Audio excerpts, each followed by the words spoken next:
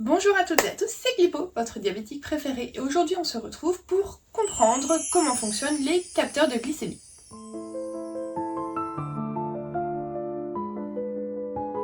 Mais avant tout, n'oubliez pas de vous abonner et d'activer la petite cloche de notification pour ne rien louper. Comme d'habitude, vous pouvez me suivre sur mes autres réseaux sociaux pour du contenu plus court et exclusif.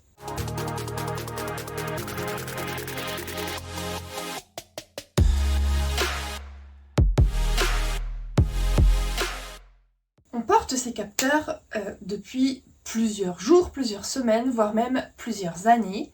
Mais au fond, qui sait vraiment comment ça marche ? Comment un petit filament invisible sous la peau analyser notre glucose, faire des calculs et envoyer un chiffre sur notre téléphone ? Aujourd'hui, on décompose ensemble la vraie science derrière les capteurs de glycémie. Pas besoin d'être diabétique, médecin ou encore ingénieur. À la fin de cette vidéo, vous comprendrez exactement comment un capteur transforme une réaction chimique en une donnée qui peut littéralement sauver des vies.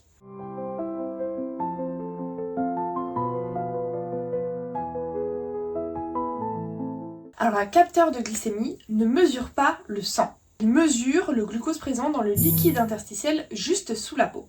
Imaginez le sang comme une autoroute et le liquide interstitiel les petites rues qui sont à côté. Le glucose quitte l'autoroute pour nourrir les cellules et le capteur, lui, mesure ce qui se passe dans les petites ruelles. Mais pourquoi ce liquide reflète-t-il la glycémie ? C'est vrai que le glucose diffuse depuis les capillaires jusqu'au tissu, selon un phénomène appelé diffusion passive lié au gradient de concentration. Physiologiquement, le glucose monte dans le sang. Quelques minutes après, il monte dans le liquide interstitiel. Si le glucose descend dans le sang, quelques minutes après, la valeur du capteur suivra. Ce petit décalage s'appelle le lag physiologique et il est estimé à environ 5 à 15 minutes. Il devient par contre important lors des chutes brutales de la glycémie ou des montées juste après le repas.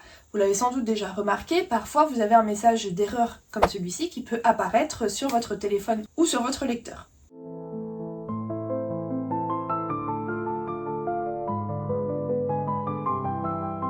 Passons au cœur du capteur.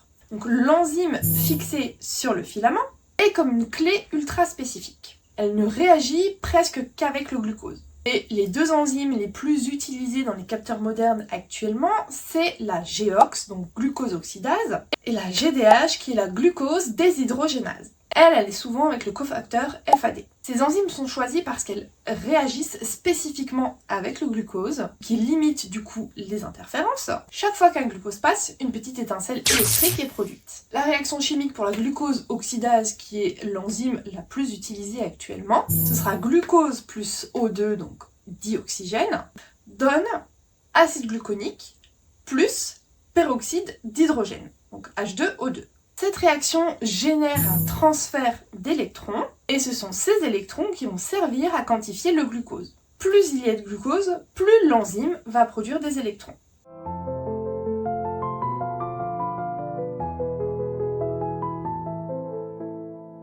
Donc l'enzyme est fixée directement sur une microélectrode qui est un composant métallique ou un polymère conducteur. Cette électrode joue un rôle crucial.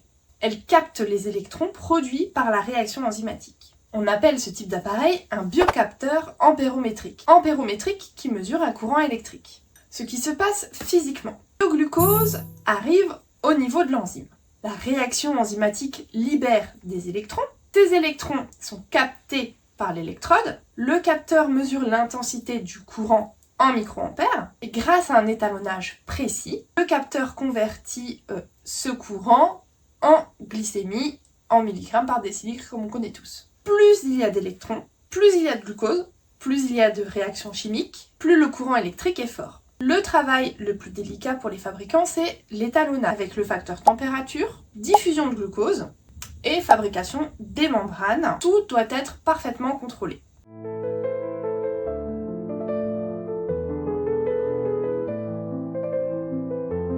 Le filament qui est inséré sous la peau n'est pas une aiguille, et je tiens à le répéter et j'insiste. C'est un filament. Il est souple, il ne fait pas mal. C'est en fait une structure complexe en plusieurs couches. La première, ça va être l'électrode, donc ça peut être de l'or, du platine, du carbone, selon les modèles. Une couche enzymatique, on l'a vu tout à l'heure, GOX ou alors GDH plus FAD. Et une membrane semi-perméable. Elle va permettre de réguler la quantité de glucose entrant, la diffusion de l'oxygène, et elle permet de limiter les interférences physiques avec du paracétamol, de la vitamine C par exemple. Cette membrane est essentielle pour stabiliser la mesure. Sans elle, les variations de glucose, de température ou de pression produiraient des signaux trop irréguliers.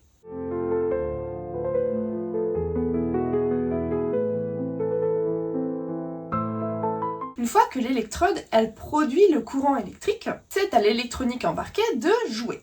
Dans chaque capteur, on trouve un microprocesseur, une mémoire interne, une mini-batterie et un émetteur NFC ou Bluetooth en fonction des modèles. Le capteur ne devine rien, il mesure, calcule et transmet. Le smartphone ne fait qu'afficher le résultat final.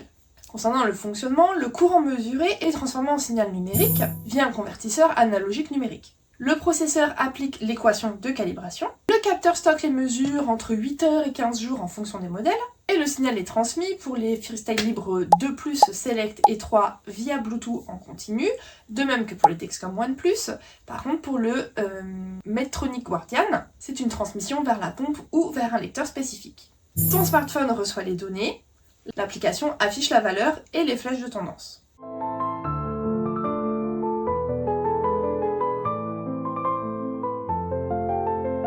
On sait que le capteur transmet les mesures toutes les 1 à 5 minutes du coup à ton application. Elle va alors calculer la vitesse de variation entre toutes ces valeurs qui sont reçues. Par exemple, si ta glycémie augmente de 0,1 mmol par litre et par minute, alors tu auras une flèche qui pointe légèrement vers le haut.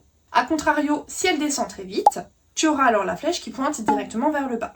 Cela se base sur des algorithmes comme la dérivée du signal. Les flèches ne montrent pas où tu es, mais elles te montrent vers où tu es en train d'aller.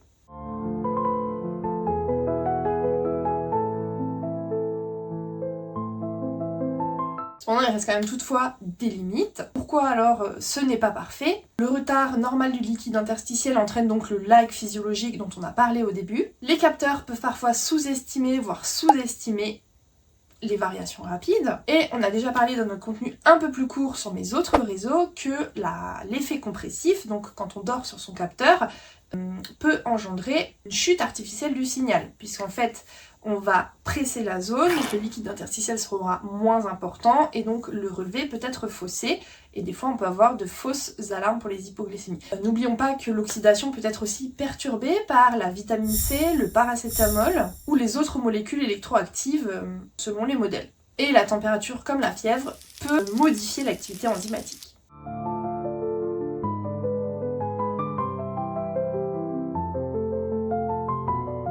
En conclusion, un capteur de glycémie, ça n'est pas juste un chiffre, c'est une réaction chimique traduite en électricité, transformée par un algorithme et affichée sur ton téléphone. Bien sûr, pour t'aider à prendre les bonnes décisions au bon moment. C'est une technologie incroyablement fine qui transforme une réaction enzymatique en un chiffre qui peut littéralement sauver des vies. Et quand on comprend comment ça fonctionne, on comprend aussi ses limites, pourquoi ça reste un outil et pas une vérité absolue.